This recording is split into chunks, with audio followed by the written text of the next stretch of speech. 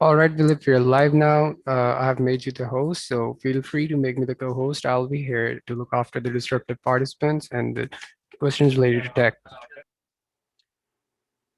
All right, Ken, thanks for your help, and you are co-host. So you're going to be here for the whole thing or just for part of it? The whole thing, actually, the whole class. All right, just wanted to make sure I got it. All right, Ken. Perfect.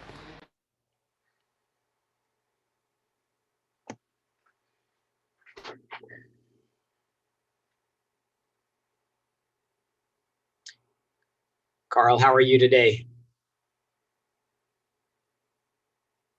You're on mute, but I saw the smile on your face, so I assume that's good news.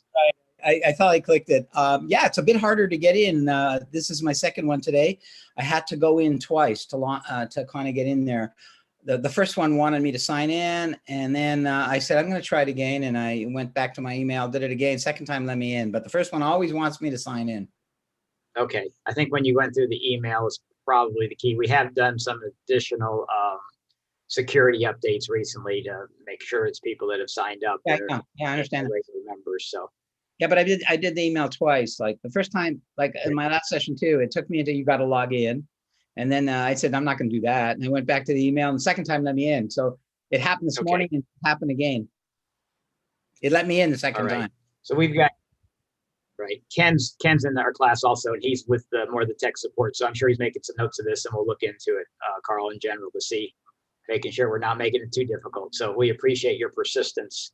Oh, no problem. Went in twice, but it did ask me, put in your phone number and we'll let you log in. So I put in my phone number, but I guess they don't have my phone number at GetsUp, so it didn't let me in. That's why I went back to the email again.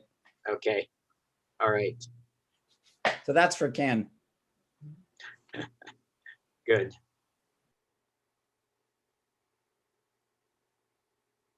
Hi, Joan. Thanks for joining us. How are you today? Fine, thank you. Good.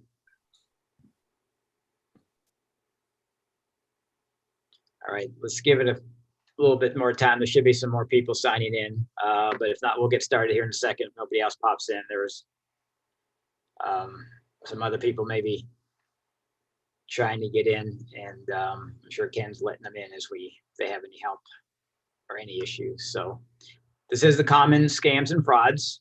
So that's the class we're in, and we'll get started here in a second.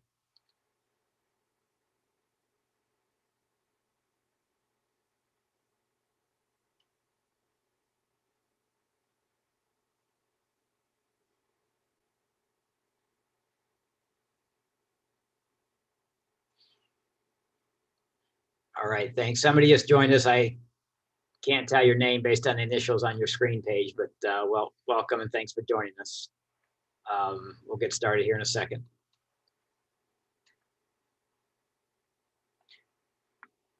Well, let's go ahead and get going. You guys are here on time, so that's what I like, and so we're not going to hold everybody up. So this class is Common Scams and Frauds. My name's Philip.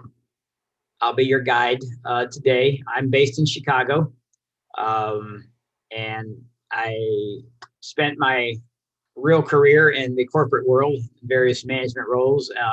So not specifically dealing with frauds or scams or in the computer industry, but just sort of follow it and have followed it all along and just keep track of things. So it's just an interesting concept I have. So I give some other classes in regards to some budgeting, some finance related classes. And I also give a couple of architectural classes if you might have some interest in some other things as we go through this class. What I like to do is sort of set up the class, then we'll turn it over to each of you if you want to say a few words about where you're from and what you want to get out of this class. That would be great. So ideally learn from each other. So if you have the ability to turn your camera on, that's fine. I know some days we're not camera friendly, so we understand that. Like other classes, this class is being recorded primarily for training purposes for me.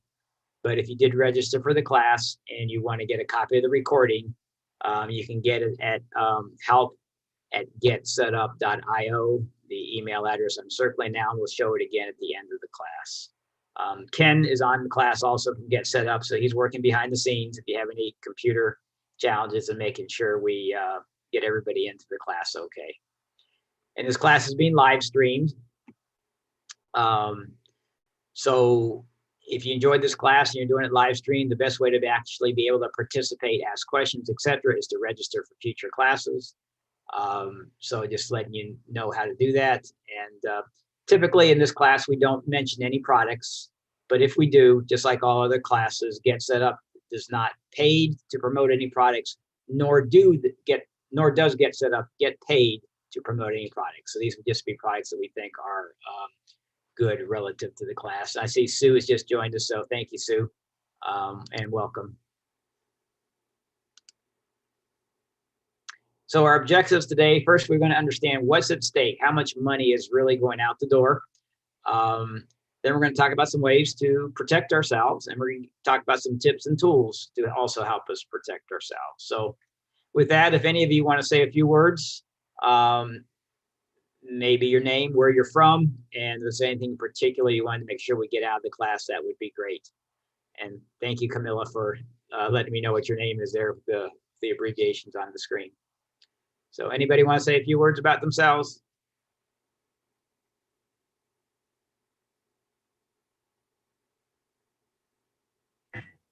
Well, Philip, And I'm here in Michigan. I'm Carl, and I'm up from Canada, Toronto, near Toronto. Okay. All right, well, thanks. I'm Camilla from Michigan as well. All right, Camilla, thanks for joining us. Camilla. Thank you. Bye. All right, so I do like these classes to be interactive if possible, so feel free to ask questions. You can do it in the chat, or you can do it in the just by unmuting yourself and speaking up. I'm fine with that. Classes are a lot more exciting when you share either questions or some brief examples of some similar events you've had. And I will probably ask one or two what I call pop cash questions, just to make sure that I'm communicating correctly. We usually like to answer those in our chat box. So if you haven't already opened up your chat box, if you want to open your chat box, we'll have one or two questions, just a little bit of fun, see what's going on and make sure that we're all engaged and I'm doing a good job of talking about the class. So with that, let's go ahead and get started. So what's at stake? Per the FBI, $4.2 billion in online fraud was reported last year. And it was a big year with COVID.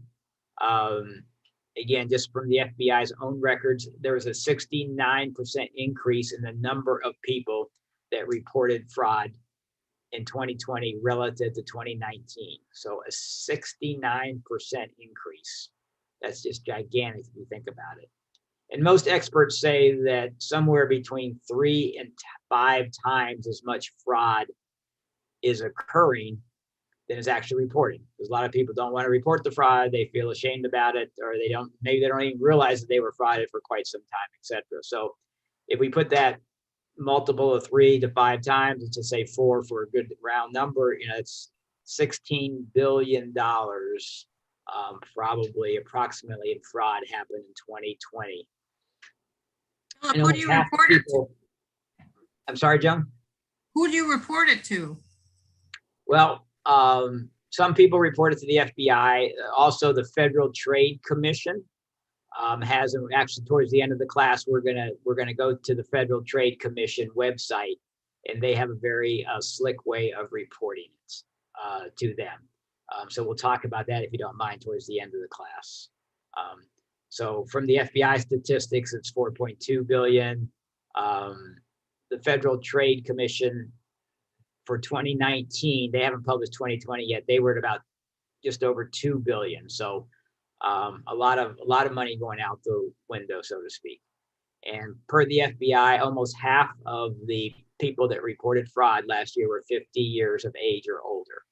So we get targeted more, us above 50 get targeted more. We are more likely to fall for some of the scams. That's one of the reasons we want to talk about this, just to make sure. So, and then to put another layer on it, for those of us 60 and above, the tech support, the people will call you up and get you and say there's some tech support you need, and we will help you get your computer back into good stead. So really what we're doing is we're agreeing to resolve a non-existent issue, because there is nothing wrong with our computer. So typical examples of what they talk about, they'll tell you that your bank account has been compromised, or you have a computer virus and they want to fix it. So what they basically then do is ask you to give them control of their computer so they can go in and find information out about you, get passwords, etc. So the most frustrating thing from my vantage point is there's nothing even wrong with our computer and we allow them to get to that point where we think there is something wrong. So they're very persuasive. And, basically we're going to talk about in the next couple of minutes, we just need to get out of these conversations quickly. There is no reason for us to get really involved in this conversation. And Camilla says that, when you do report it, you don't get your money back. And that typically is correct, Camilla. The situation usually being these are what are called offshore people. They are not in the United States, or for Carl's stead, they're not in Canada probably either. A lot of them are in Africa and Eastern European countries, and it's very hard to get it. But when you do report it to the FBI or the Federal Trade Commission, they are looking for ones and ways they can report it. And then we saw the big news yesterday about how these big businesses are getting hit for millions and millions of dollars. The Colonial Pipeline was hit for almost $5 million. And the FBI was able to get back about half of their money. So they're really starting to get involved. The Biden administration is looking into trying to figure out a way to slow this down, and they were able to get about half the money back. So, Camilla, what I would say, hopefully this doesn't happen again, but, if you talk to some friends, I would continue to report it, because if you do report it, what they're looking for is some trends. And if there are some people within the United States, they can go after them and maybe get some of your money back. But the big thing is to keep reporting it so we can see trends. And then we can have classes like this. There can be articles in the paper, news segments on TV, helping us understand what's going on. But the big thing is these scammers are very good. They're always evolving. We're going to talk about at the end of the class some hot topics. They're always changing their scams. So these are the most common ones, but we need to be aware of everything. So quick question now, pop questions. Let's answer this in the chat box. So from that last screen, per the FBI, how many dollars was reported in fraud in 2020? Anyway, just a quick little check. If you just want to put the number in your chat box, the first one that gets it right will get a big round of applause from us. How's that sound? 8 billion. Okay, let's go back. So there it is. So it's 4.2 billion actually reported. So lots of money. So, all right. So what are some of the things we can do to avoid some frauds in general? So as soon as you recognize a scam, you need to get off the phone. And I say this, it sounds pretty good, but most of us are of an era where we were raised by our parents to be very polite, never hang up the phone, right? That's very impolite to slam down the phone or even just gently put it down without getting permission from the other person. So I will promise you one thing today, one thing only from this, is if you do not hang up, they will not hang up. And the longer they have you on the phone, the more likely they are to get something out of you. So, if you want to, once you identify anything that doesn't sound correct, I suggest just hang up the phone. If you want to say to them, I'm going to hang up the phone, or you want to get their permission to hang up the phone, you might want to try it once, but I promise you, they're never going to give you permission. They're just going to keep talking. They're not going to pay attention to when you say you're going to hang up. They're only going to pay attention when you start giving them your credit card number or something they want.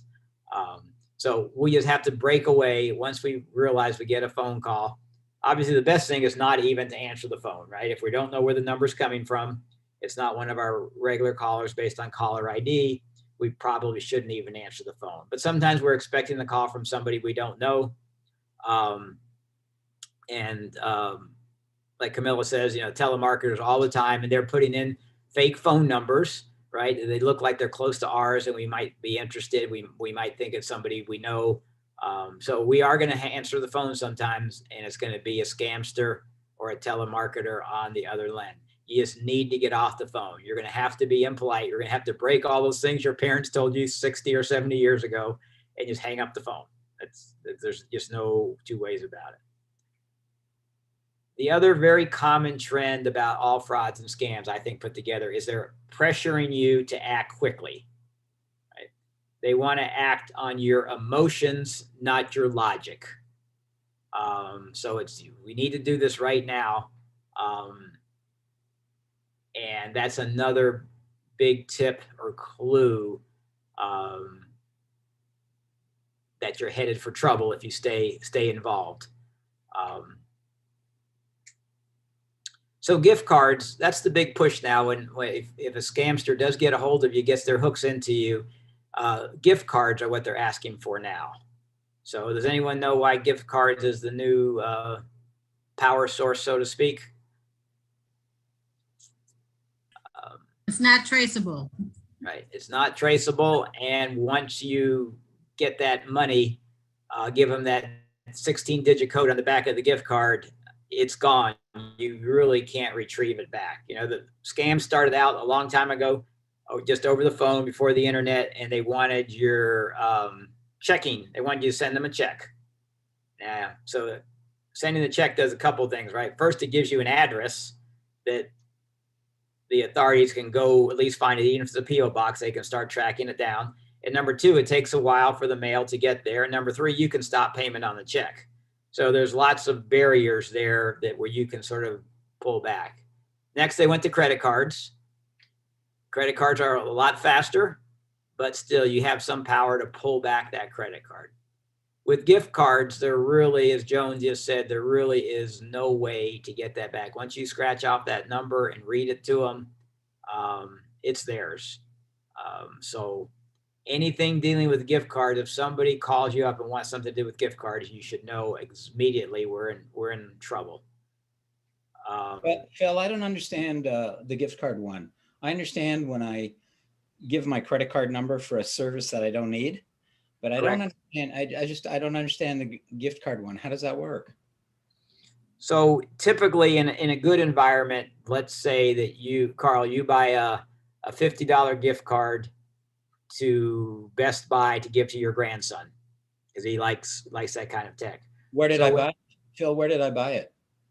You buy it at grocery stores, convenience stores, or at Best Buy, using that example.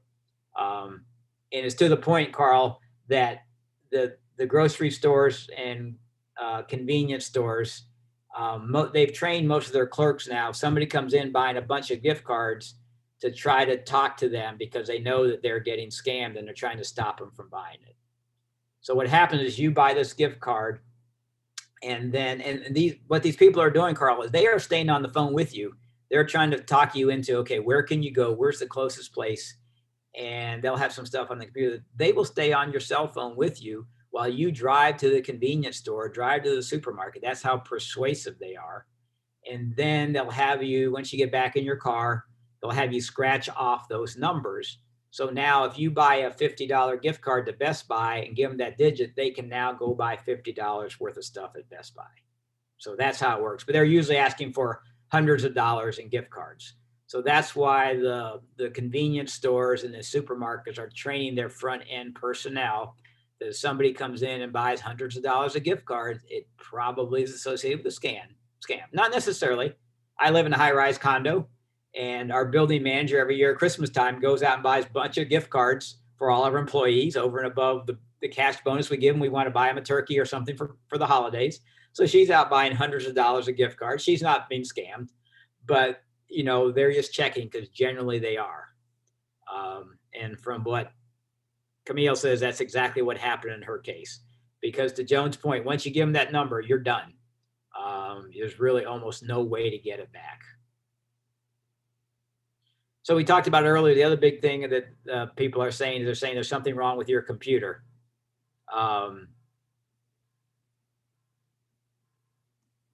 So if you think about it, just be careful of what you download.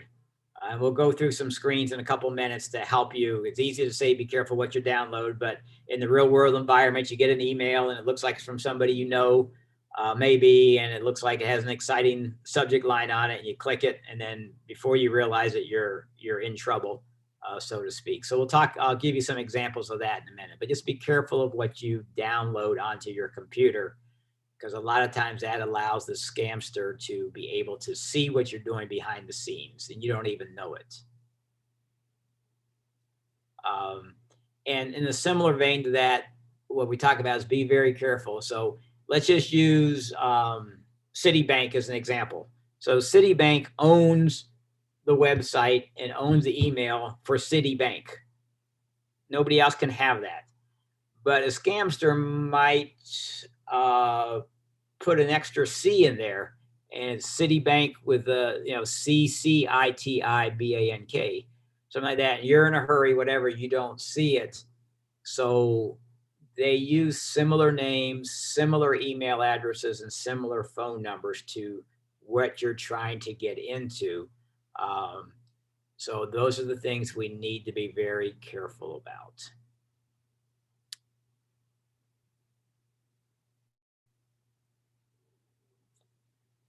So I'm going to give you a couple of personal examples. The first one is from my bank. And so I talk about this, I understand it, but I do almost all my banking online.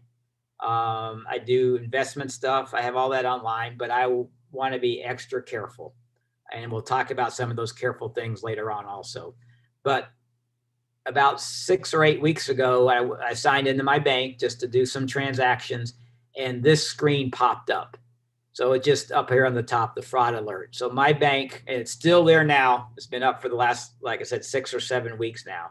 When you first sign in, they talk about how much. This is this is a local small bank too. It's not a big national bank. The name of it's on here somewhere. It's called Byline. It's fine. It's not trying to hide it, but it talks about keep your account safe from fraud and scams. We will never ask for your account information. Beware of email scams and phone calls pretending to be from Byline Bank. Do not click on links without hovering over them for their accuracy. Hang up if you need to. All the things we just talked about. This is all the things I had in the class were before I got this fraud alert, but it's the same type of thing. So here's a perfect example. This came to me less than a month ago. You can see the date on it is May 17th. This is my actual email account. I made a screenshot of it. So on May 17th, early in the morning, I got an email from Paul Ingert. I don't know a Paul Ingert. Never heard the name before. And it says, here's the details for your order. And I have a purchase date of May 17th. So I immediately became suspicious because I didn't order anything the day before, number one. Number two, I don't know who Paul Ingert is. So what I did is and it's slightly different on each type of email address. This one is from Gmail. I just put my cursor over his name like I'm doing right now on this screenshot. And after hovering over 3 or 4 seconds, this comes up. And this is the person's real email address. So you can see it's not Paul Ingert. It's some fake email address because it's CCCEL. They're doing all these weird things. Graham at Gmail. So I don't know who that is, but I know it's not Paul Ingert. I don't even know Paul Ingert anyway. But when I hover over it, it tells me where the email is, what their true address is. So to me, this is a very powerful thing. Again, if you have any indication that something doesn't look 100% right, it takes you less than 5 seconds. You sit there and hover over it, and it will then pop up. And actually, I'm sorry, this is actually not from Gmail. This one is from a Yahoo email account that I have. The Gmail one does a similar thing. It actually pops up more in a slightly bigger box, but it has the same thing. It'll give you what the true email address is. I haven't gotten any fake ones from Gmail, so that's why I haven't put one in there. But all the email addresses will do something similar. Basically, hover over the name, and it pops up. very powerful piece of information in my mind. Questions, comments?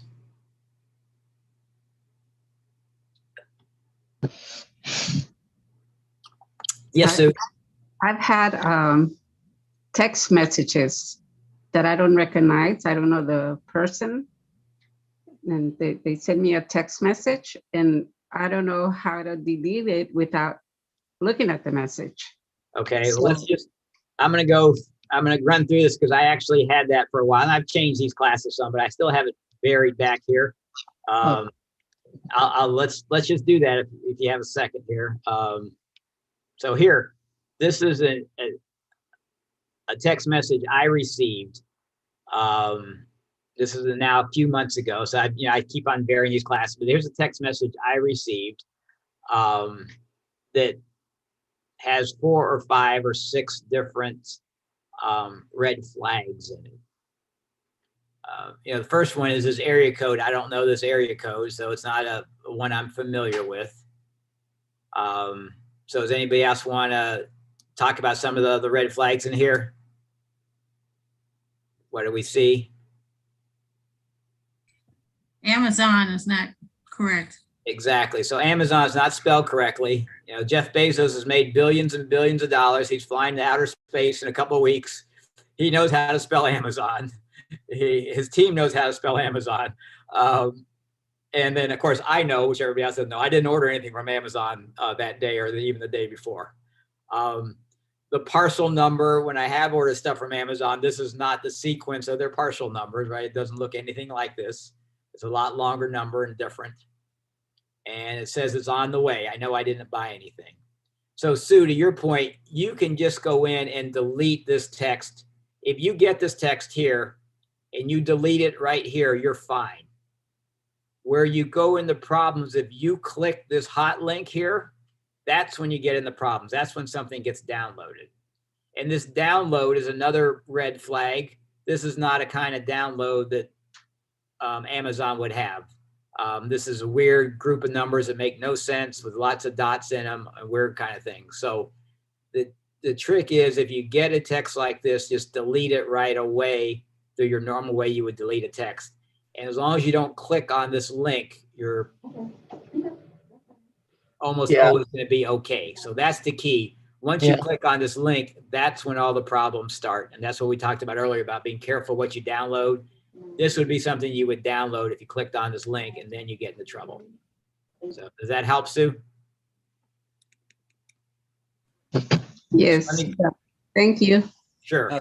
Phil, just for Sue. Sue, when I get a text message that I don't trust, I open it up and I look at it and I hold my finger on it, and then there's a delete menu comes up and I just delete it. Okay, thank you. Thank you, Carl. Yep. All right, so those are a couple little tips. So let's talk about some other ideas that we might want to consider. So these are just things to consider. None of these are going to work for all of you, but I just want to throw these out there. Please, if you've used any of them, you want to talk about them for a second, that would be great. So the first one is, and Carl, this won't work for you since you're up in Canada, but it's United States Postal Service. They have something called informed delivery. So you can sign up for it. So what informed delivery does is every morning I get an email. I've signed up for this. Every morning I get an email, and the mail service tells me what mail is going to be delivered to me that day. So any of the official mails with a little scan bar on the bottom. So if I'm getting a catalog, it won't show up, but all the mail, the regular first class mail is going to show up. So why is that important? For me, it's not critically important. I live in a condo in a high rise. Our mailboxes are pretty secure. So unless one of my neighbors is going to steal it, but if you live out where your mailbox is exposed out on the street, it's possible for somebody to go in and pull your mail. And what they're going to do, they're not going to take all your mail, but if you have your credit card statement or your bank statement, something like that comes in, they're going to pull that out, and now they have a lot of information about you, and they're going to take it and run and work on trying to steal your identity. So that's why, especially if you have like I said, a rural area or just where your mailbox is out, even if you live in a fairly populated area, if your mailbox is not super secure, it might be worth getting it. At the end, I think most of you know, at the end of this class, you'll get an email from Get Set Up. It's actually from me via Get Set Up, giving you some information about, you know, some summaries of the class. I will have in there the link, the email address of how you sign up for that USPS informed delivery. So if you're interested in doing that, I'll give you the link right after this class. Yeah, I'm subscribed to that, Okay. to the USPS, yeah. And there was one piece of mail missing.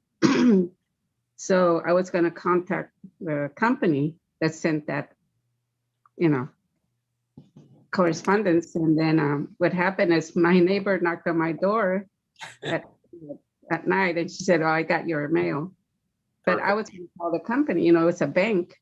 So I was going to call them and see what happened. Right. But I also subscribe to online, all my statements, I get them online. I think Yes. it's safer. Yeah. Mm. Yeah. We're in a notoriously bad service area for the post office anyway, so I get all mine online too, but a lot of people don't. And so why is this really important? Because the worst kind of fraud is somebody that steals your identity and you don't even know it. Because now they can go in and get a brand new credit card with your information, and they can use that credit card for months and months before you find out about it. You're going to have, all of a sudden, 4 months after they sign up for a credit card, you're going to all of a sudden get all these notices about all the bad credits you're getting. So that's why it's so important to protect your identity. And we'll talk a little bit more about that as we go through here. So another one that I think is to me is very interesting, and it takes very little of your time, is credit card alerts and bank alerts. So let's talk about credit card first. So I have gone into my credit card website and I've signed up for their alert. So basically what happens is you can get an email or text. I get a text whenever I charge something. Usually within a minute of me charging something, I will get a text from my credit card company telling me that I charged something. They tell me where I charged it at and how much it was for. Now, if I charged it, if I just went to Trader Joe's like I did this morning and spent a little bit of money for some groceries, I get the text, I see it, I know it's me, I delete it, everything's fine.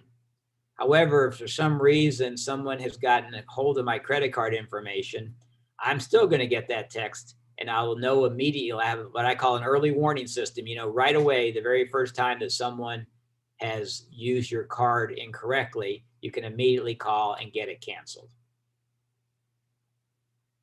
Most bank accounts have the same type of thing. It's a little different with the bank accounts. Usually they send you one email, you know, at 3 or 4 o'clock in the morning, but they will tell you any deposits and any withdrawals that were made over the last 24 hours with your checking account.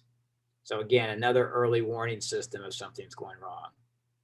So typically the way you sign up for these, you know, every company is slightly different, so I can't tell you exactly how to do it, but typically, usually up in the top right-hand corner of the screen, there's going to be something called profiles. There's going to be a little picture of you in there, and that's where you also change your passwords and all that. If you hit that, there's usually a drop-down box, and there's going to be something called alerts.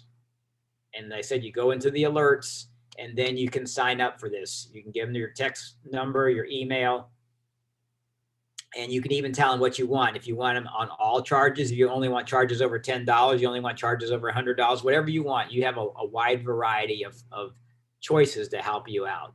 But to me, it just takes me a couple seconds to delete the text or delete the email, and I think it's well worth it. So something, again, for everybody to consider.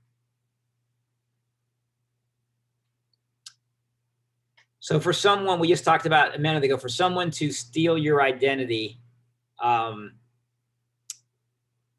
they basically need 4 pieces of information about you: your name, your address, your birth date, and your social security number. So I hate to tell you this, but in the day of the internet, almost anybody can find out anybody else's name and address without any problem. There's really no way for us to protect that. Let's just be honest, right? I can go online if I meet somebody, I can type in their name and the city, and I'm probably going to get their phone number. I'm probably going to get their address and all that. It gets a little more difficult to get birth date and social security number. Now, I know, if you get these big hacks, when somebody goes in and hacked everything from Target or whatever, they get a bunch of social security numbers, and we understand that. There's nothing we can control with that. But there are a lot of times where we give out our birth date, or we don't need to, or our social security number, and we don't need to. I'm not telling you not to do it. I'm just saying be very cautious of it. A good example is if you give Starbucks your birth date, you'll get a free cup of coffee on your birthday, right? And it may or may not be worth it. And I'm not really too worried about Starbucks. Starbucks is, a pretty big company. They have a lot of good security. But also a couple of local restaurants, close to where I live, you give them your birth date and you may get a free dessert if you go there on your birthday. I'm very worried that their protection is very good as to having my birth date. So to me, it's not worth getting a free cake for giving my birth out. That's just my own choice. It might be worth it for you. I'm not saying. I just want you to understand that the more times you give out your birth date, the more likely it's to get stolen. So just be very careful. As you know now, in some places, all this is, if you're making the call, if you call your doctor's office, typically now almost all doctor's offices, they used to ask for your social security number. And that's basically a no-no. You should never give your social security number to anybody. They'll ask for your birthday, but you've made the call. You've called your doctor's office. You know them. That's fine. They ask for your birthday to confirm who you are. That's fine. If somebody calls you and asks for your birth date, that's when you get real nervous. Now, it's possible that your doctor's office may call you and ask for your birth date also. So now it's an incoming call. So, before you give it out, just question them. What are you calling me about? If you have an appointment in 2 weeks and they're trying to confirm that, confirm the date and time of the appointment so you're talking to the doctor's office, etc. And a lot of times you'll get a call and they say, we just want to confirm your birth date or something like that. This is what a scamster will say. We just want to confirm your birth date. So again, rule number 1 from 2 slides ago is hang up, right? You don't even, but if you want to have some fun, whatever, you give them a wrong date. And if they really know your birth date, they'll say, no, that's the wrong date. They'll give you a second chance, right? But I probably don't go there. But, again, when you are calling someone and you know the number, it's someone you called forever, that's fine. If you got an email, say, please call me at such and such a number so I can confirm your doctor's appointment, I'd be very nervous about that. Okay. You have to know where you're going. So, some real easy things. There are some scam blockers for email. We should all have that on our computer, and Get Set Up has some other classes. I don't give them, but some other of my peers give them. And there's some, talking about scam blockers, and you can sign up for those. The same thing with your phone, especially your cell phone. You can get it so it will block calls if you want it to, if it's not in your phone directory. And then if it's somebody that really needs to get to you, it's a friend of a friend, they leave a message, you can call them back. I would also suggest you review copies of your credit report. That goes back to before when we talked about somebody stealing your identity. The way you're going to find that out quickly is by checking your credit report. I will also send you, there's 3 major credit card agencies in the United States. In that closing email I'm going to send you, I'll give you the links to how you can get to them if you want to check your credit report at any time. Yes, report. I referenced, go ahead. Joan, you have something? No. Okay. Any questions or any comments? Oh. All right. So I referenced earlier that I do my banking and I do my investments online, and we all know it's a little dangerous. So what I do, this takes a little bit more time, but I think it's worth it. I don't do it for all my online. If I'm going to buy a shirt somewhere, I don't do it. But something called 2-factor authentication. So for my checking account and my credit cards, my investment accounts, I do this.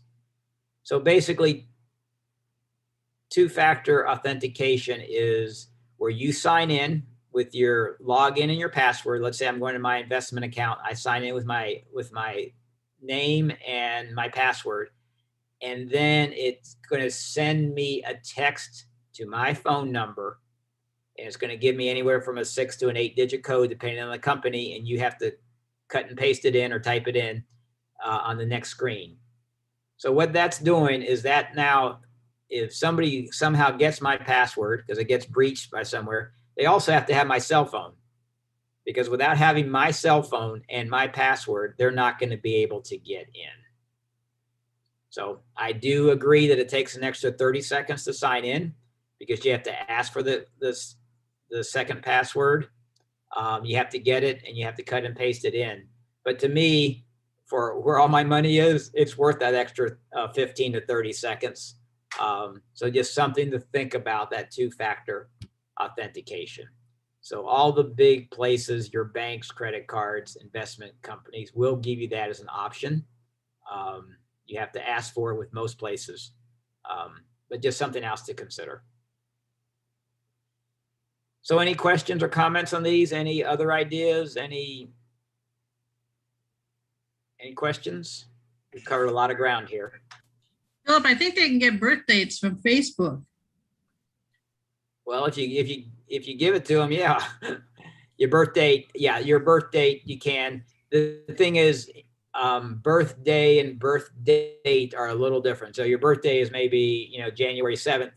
Your what we really need is January 7th, 1948, or whatever the year is that you were born. So, that's the reason why you don't want to tell that, because, if somebody all of a sudden says you're 68 years old, then, they can figure out what year you were born with that. So, there is a lot of things that we have to be careful of. So that's why we don't want to share it extra.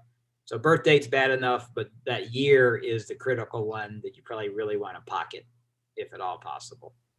But Philip, what's a password vault? So a password vault, and Get Set Up has some classes on this also. A password vault is where you go in and you have exactly one password, and it should be pretty strong. It's the only one you need to remember. And then as you sign into your different accounts, if you wanted to, it will give you a real random password that nobody knows, including you.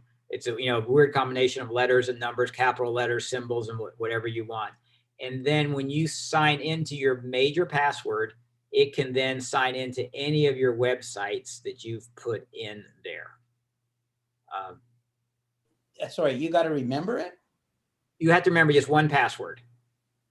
But it could be a long, complicated one. Well, you make up that one password. Oh, okay. It should be, the typical way that people suggest, to come up with a password or something a little bit longer is, come up with a sentence of something that, makes sense to you. I graduated from such and such a college in 1975, and my degree was in that. You take maybe the first letter from each of those from that sentence, and you make that your one password. And then it gives you for any place you sign in, it then makes their own password, which is completely different. And it then gives it to you. And it's going to be another weird long password. So that's a vault. So that's another way of protecting you passwords. A lot of people, use a password of 1, 2, 3, 4, or they use the worst thing you can do is even if you use the same password for everything, you use your granddaughter's name and date of birth or whatever. But so if somebody gets them from one thing, they're going to know your password for every account because you're using the same password in every account that you have. So those are the things that we need to be careful about, using easy passwords or using the same password over and over again. So a password vault gets rid of those challenges by giving each one a unique, difficult password, but you don't need to remember it. You just need to remember your one super password. Wade gives a great class on password vaults if you want to learn a little bit more. And he'll talk about there's 2 or 3 companies that you can do it for free, or you can, get some more with additional security. It's not really additional security. They just give you additional features. The free versions are very good in all of them. That's the trick, is you don't get any more security for the paid versions. You just get some additional features that I don't think are necessarily needed for them. So Thanks. that help, Carl? Okay, great. All right. Other questions, comments? All right. So again, let's just talk real quick. What are the two pieces of personal information that are most important for you to protect? We talked about it a few seconds ago. Date of birth and social security number. Yes, exactly. All right. Perfect. And your birthday. Yep. Exactly. Thanks so much. Just checking up. So here's a screen that I changed fairly quick recently. I just changed this one today because I got some new hot topics over the last week. Scammers are always changing. So let's just talk now. It's getting to be summertime. It's getting a little hotter out there. Home repairs. Be very wary of home repairs. Somebody comes, knocks on your door, and they say they're a contractor.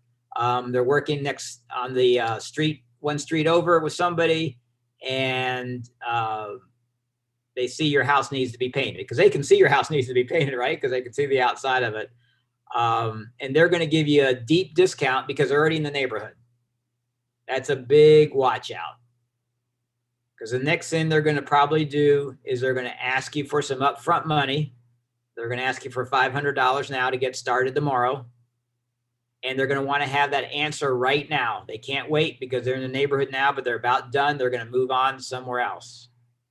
Remember one of the very first screens we talked about, they want to act on your emotions, not on your logic. They want you to act quickly before you can think it through.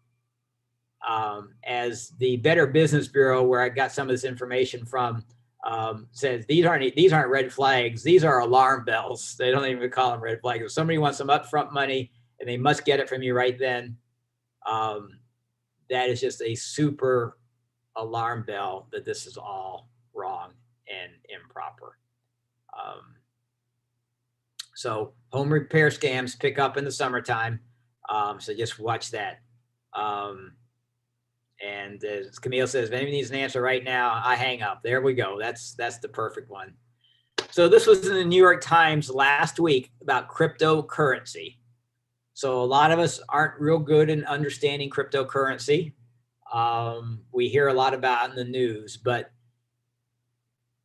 from this article in the New York Times last week, per the Federal Trade Commission, $2 million was lost in the last 6 months by people calling up and saying, Elon Musk, if you know who he is, was a big person for cryptocurrency for a while. He owns Tesla, et cetera, and some other investment companies. But people are basically saying, why don't you invest for cryptocurrencies with Elon Musk? And so you give me $5,000 and we'll invest it with Elon Musk. You're probably going to get back $20,000 in a year or two. Well, you do that, you're losing $5,000 in my example. You're never going to get anything back. But again, the scamsters are always looking for new angles, new frauds, and they're paying attention to what is hot in the market now. And the less people know about something or understand something, but have heard about it, the more likely we are to be susceptible to it. And cryptocurrency is the perfect foil right now, because almost all of us have heard of it. A lot of us don't fully understand it. And it just is a red flag to get out of there. So my big point about this screen is we can't know what the next scam is going to be. They're always changing, always adapting. So that's why we need to have all those things we talked about before. Be impolite if you need to. Get off the phone. Don't even answer the phone if at all possible. If you do get hooked in, get off quickly. Make sure you're not giving any money. Make sure you're not giving any information. All those things are just critical. Just real quick, my mother, who lives down in Florida, and she's pretty good with understanding scams. Her son has talked to her numerous times, but my mother loves to talk, and she is not going to hang up on anybody. I promise you. And this is a little while ago now. It's been about 2 months ago now. I talked to her almost every night, and on the phone, she said, Philip, you won't believe this. She goes, I got 2 phone calls today for people asking me for my social security number. She goes, I haven't had calls like that in years. I got 2 on the same day. So I explained to her what happened, right? My mother's very chatty. She knew not to give the social security number, but she wouldn't hang up. So the first guy finally got frustrated with her because she couldn't get it. So he, these are all in big call centers. There are people sitting all over the place. So he gave my mother's phone number to somebody else sitting next to him. And half an hour later, this guy calls up my mother again, because I know she's chatty, and just tries to get it out of her. So that's why she got 2 phone calls. Like I say, these scammers are always adapting, are willing to try and try again if you're not impolite, if you don't hang up. So you really need to protect yourself.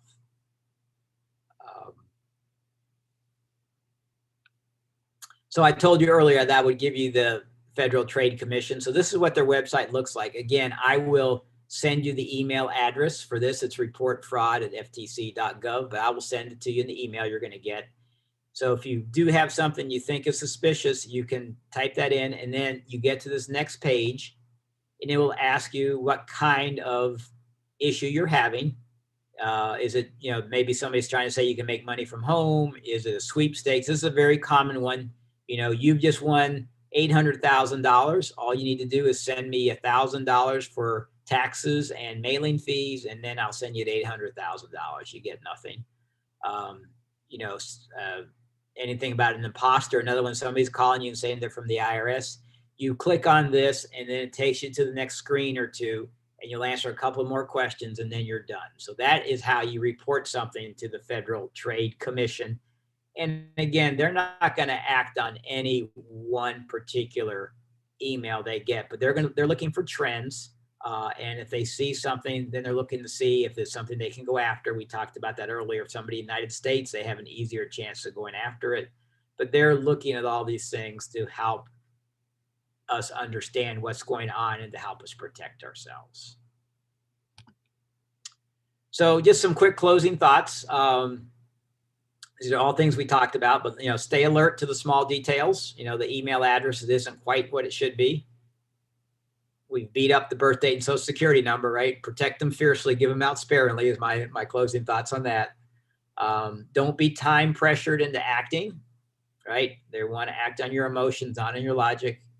And if it sounds too good to be true, I sort of vary the ocean. If it sounds too good to be true, it almost always is too good. If it sounds too good to be true, it's almost always fraud. And there's nothing that we can do to protect ourselves 100% against fraud. I don't want us to think that. We've seen these big government scam. Even the government gets scammed. Some of the security professionals get scammed. But we just need to be careful. Just spend an extra couple seconds if we're not sure about an email or a text before we open it up. And let's enjoy life, right? We spend a lot of our life working hard. We're in the great years of our life now, where we can enjoy ourselves. So I don't want us to be paranoid.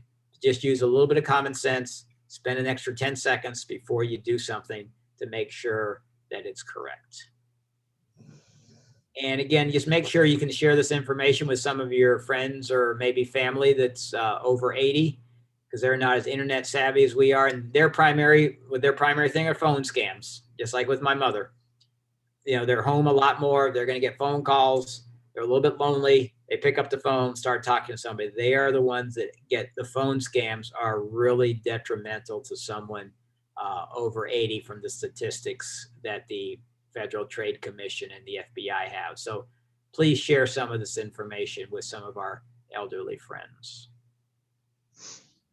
So a couple real quick closing thoughts just from Get Set Up, and then we'll open it up to any final questions. I already talked about some of the other classes I give. You will get, I already referenced, you'll get a closing email from Get Set Up, which really comes from me. And in there, you also get a link for a survey. And I'm constantly changing these classes based on the survey feedback I get. So if you have a few minutes to fill in the survey, I love lots of stars if the class is appropriate, but more importantly, I love 2 or 3 sentences from you about what went well, what I could change. I've changed 2 or 3 screens since I gave this class the last couple of times, just based on some comments I had. And then I think most of you know now, when you do sign up for a class, you can invite a friend. It's pretty easy to invite a friend, neighbor. We'd like to continue to grow, Get Set Up. So if you have somebody you think can enjoy these classes, please try to share that information with them. And then finally, help@getsetup.io. This email address is your link to get in to get set up. If you have some questions, you want to suggest a new class, you want a copy of this particular session, any of those things, help@getsetup will get you in. So I definitely appreciate everybody's time and energy, your questions. Any other questions or comments before we close out? No questions. I just like to thank you for the helpful information. I learned a lot. Thank you so much, Camille. Appreciate you joining us. All right. Wanted to mention, Philip, recently I opened a search address and my screen popped up. At the top, it said, get set up. There's a 5-question survey. And if you take the survey, you could get $199. At the very bottom, in very small print, it says, we have nothing to do with Get Set Up. Okay. So there's something going on with Get Set Up scam. All right.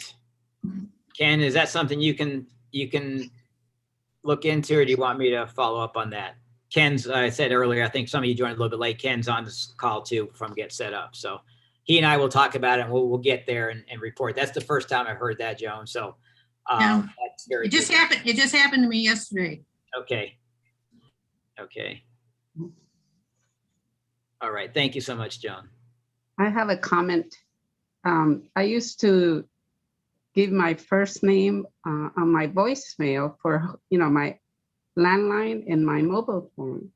So let's say they didn't get me the first time, the next time they would ask for me by my first name. So I thought, oh, somebody that knows me. But it turned out to be a scam. So now I don't give my name on my voicemail message, That's a So good my point. people know who I am, so they'll hear my voice. Yeah, so I stopped doing that.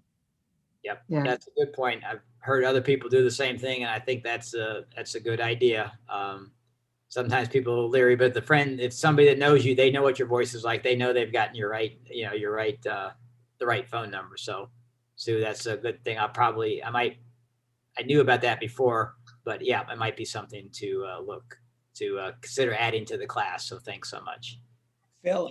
And Joan, Ken, he's more with the technical part. He's going to look in. He already texted me and said he's going to look into that, what you just talked about. So we greatly appreciate that, because I that's just wanted to warn others that it's out there. okay. Philip, Yes. about Sue's comment about messages. Don't even open it up. If you open it up, it's okay. If there's a link in there and you click on the link, you're in trouble. But you don't even have to open it up, because this comes from a one-time use phone number. You just, when you see the email, from such and such a number, you don't even have to open it up. I was just playing with my phone. Just put your finger on that one. It's in a line. Every message is in a line, your best friend, your next best friend. And then for somebody you don't know, just put your finger on it, and there's a garbage can or a delete sign. Don't even open it. Okay, thank you. How many best friends do you have, Carl? No, just kidding. Sorry, how many what? How many best friends do you have? Oh, you can do a session on best friends. That's hard to find. You're lucky if you have 5. Yeah, it sounded like you had a whole bunch there. No. I mean, I get a lot of stuff, but I really shouldn't have told Sue to open it up, because it comes from a one-time phone number. You just have to put your finger on. Don't even open it up, and then there's a garbage can there. Just get rid of it. But if you open it up and then you hit the link, it's what you said before. Something gets downloaded, you're in trouble. So there is a 2-step system, but yeah, sometimes we get intrigued by something. Oh, who is this from? Whatever. Like the one I got said, this is I'm confirming your order. And all of a sudden we think about it. We buy a lot of stuff online. Just remember, did I just order something within the last, 2 hours or 12 hours or 24 hours? All those things, you put them all together and it sends out those red flags. And that's what we want to do. Again, logic, common sense, not emotion, and quickness. And Philip, there's one bad one that was going on. I don't know if in the States, but we were getting in Canada a lot. And they were fooling people. We're from Microsoft. We have red flags. There's a lot of activity in your account, and there's something wrong there. We think it's, virus or some malware in. So please let us into your account. We're Microsoft. And we monitor because you allowed us to monitor your account, because you allowed us to help us find bad traffic. We want to clean up our stuff. So you allowed us to monitor. So we're calling because you allowed us to monitor. A lot of people allow that. Microsoft kind of check things out, and then they use that. And then they say, well, there's something really wrong and we need to come in. And then they say, we found something. We need your credit card. It's only $99. And then when you get to the $99, you say, oh, but we did find something else just now. And it goes up to $199. Yep. No, that's why that's the number one increase in 2020 was on that computer fraud. More of us were home, and what we were doing, we were using our computer more. If indeed the computer was not correct. So again, they're playing on our emotions. All those things just pile up. And that's the point where, like I said, We're Microsoft. Yeah. We're Microsoft. Yeah. So I got an Apple computer. No, I'm just kidding. But yeah. Well, thank That's you. how they everybody. got me. Yep. This has been a very enjoyable class. Like I said at the beginning, I like some interaction. It makes it go a lot better. And you guys have done a wonderful job between chat and on the microphone, both. So thanks so much. And I hope to see you in another class. Thanks a lot. Take care. Bye.